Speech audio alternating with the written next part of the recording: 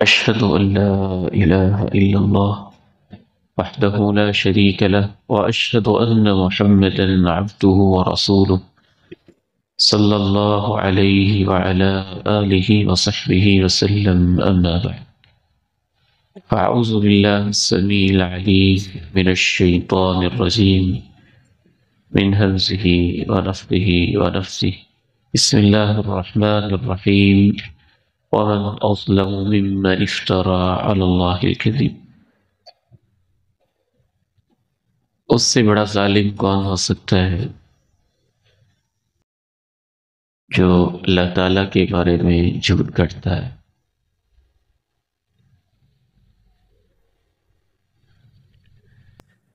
جھوٹ کی ہماری سوسائٹی میں اور اوور آل دنیا میں بہت ساری صورتیں پائی جاتی ہیں۔ ان میں سے ایک بدترین قسم کا جھوٹ ہے جھوٹا خواب بیان کرنا، اپنی طرف سے خواب گڑھنا اور پھر لوگوں کے سامنے اس کو بیان کر دینا، کسی مفاد کے لیے، تعلق جتلانے کے لیے، شریعت سازی کے لیے، مرید بڑھانے کے لیے، اپنے مریدوں سے کوئی کام نکلوانے کے لیے۔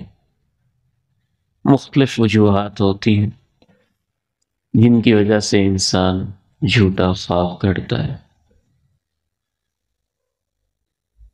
اس بارے میں دو حدیثیں میں آپ کے سامنے رکھتا ہوں۔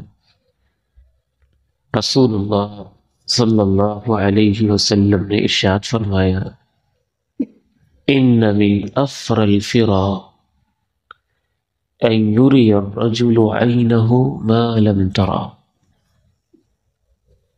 حیران کن جھوٹوں میں سے اور بدترین قسم کے جھوٹوں میں سے ایک جھوٹ یہ ہے کہ انسان اپنی آنکھوں سے وہ دیکھنے کا اظہار کرے جو اس کی آنکھوں نے دیکھا نہیں ہے۔ صحیح بخاری کی حدیث ہے۔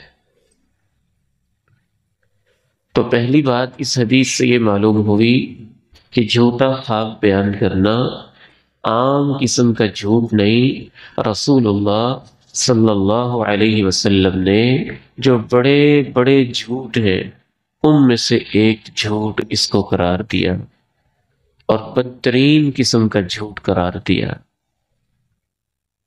صحیح بخاری ہی کی ایک اور حدیث ہے، رسول اللہ صلی اللہ علیہ وسلم نے ارشاد فرمایا، من تحلم بحلم، جو شخص جھوٹ موٹ خواب بیان کرے، کلف ان یعقد بین شعیرتین، کل قیامت کے دن اللہ رب العزت اسے کہیں گے کہ جو کے یہ دو دانے ان کو آپس میں گرا لگاؤ۔ اب جو کے دانوں میں کیسے گرا لگے گی؟ جب تک گرا نہیں لگے گی تب تک اللہ تعالیٰ اس کو عذاب دیتے رہے گے۔ اس حدیث سے یہ معلوم ہوتا ہے کہ جھوٹا خواب بیان کرنا اتنا بڑا گناہ ہے کہ اس کا بیان کرنے والا دائمی عذاب کا مستحق ہے، کہ نہ وہ گرا لگے نہ اس کا عذاب ختم ہو، اور اللہ رب العزت بھی سزا ویسی ہی دیتے ہیں جس طرح کا انسان گناہ کرتا ہے۔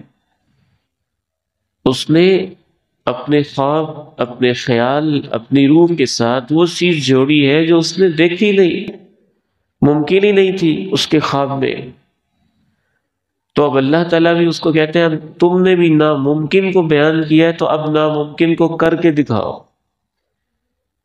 جیسے تم نے اپنے جسم کا اپنی روح کے ساتھ، خواب کے ساتھ جھوٹ موٹ تعلق جوڑا ہے، ایسے ہی اب تم جو کے دو دانوں کو بھی گرا لگا کے جوڑ کے دکھاؤ۔ اتنی اس کی زیادہ مذمت کیوں ہے؟ اس کی دو وجہ سمجھ میں آتی ہیں جو اہل علم نے لکھی ہے۔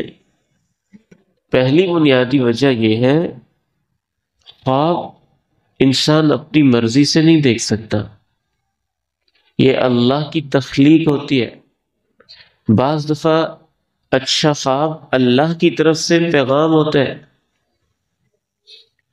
تو جو شخص جھوٹا خواب گڑتا ہے وہ تو گویا اللہ کی طرف جھوٹی بات منسوب کرتا ہے،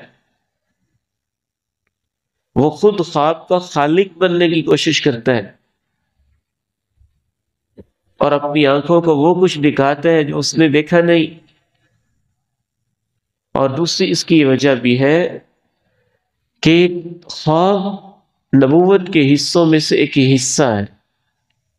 جیسے اللہ تعالیٰ انبیاء کو پیغام بھیجتا ہے، بعض دفعہ خواب کے اندر اللہ تعالیٰ اپنے کسی صالح بندے کو پیغام بھیجتا ہے، اور جس طرح شیطان اپنے جھوٹے لوگوں کی طرف وحی کرتا ہے، اس طرح بعض دفعہ خواب کے اندر شیطان بھی جھوٹی باتیں اپنی طرف سے گھڑ کے، اپنی طرف سے بنا کے ڈرانے کی دھمکانے کی کوشش کرتا ہے۔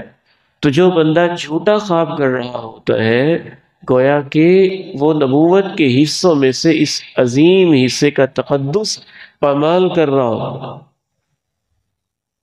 اور ہمارے معاشرے میں بہت سارے لوگ،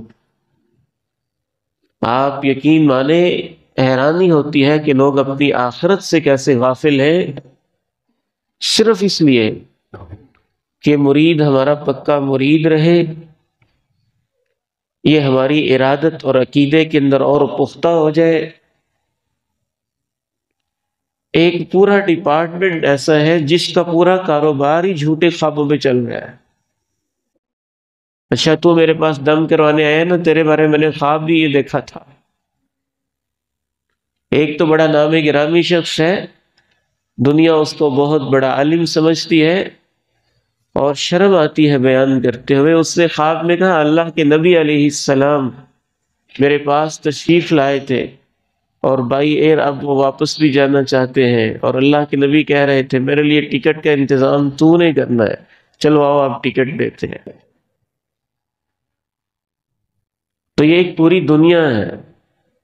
بعض لوگ شریعت تک کے اندر تبدیلیاں کر دیتے ہیں جھوٹے خواب گڑ گڑ کے۔ مسئلہ جو بھی ہے دین کا، قرآن میں موجود ہے، حدیث میں موجود ہے، وہ کہتا ہے میرے خواب میں ایسے آیا ہے لہذا مسئلہ ایسے ہو گیا ہے۔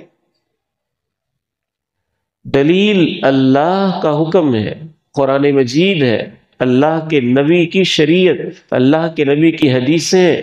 تم نے خواب دیکھا ہے تو اسے اپنے پاس رکھو، وہ انسانوں کے لیے کوئی دلیل نہیں ہے۔ دلیل ہوگا آپ کے لیے، آپ اپنی ذات پہ کوئی چیز لاگو کرنا چاہتے ہیں کریں، آپ نے دیکھا ہے، اس کو لوگوں کے لیے ایک شریعت بنا دینا، ایک مسئلہ بنا دینا اور دین کا حصہ بنا دینا، اس کی کوئی حیثیت نہیں ہے۔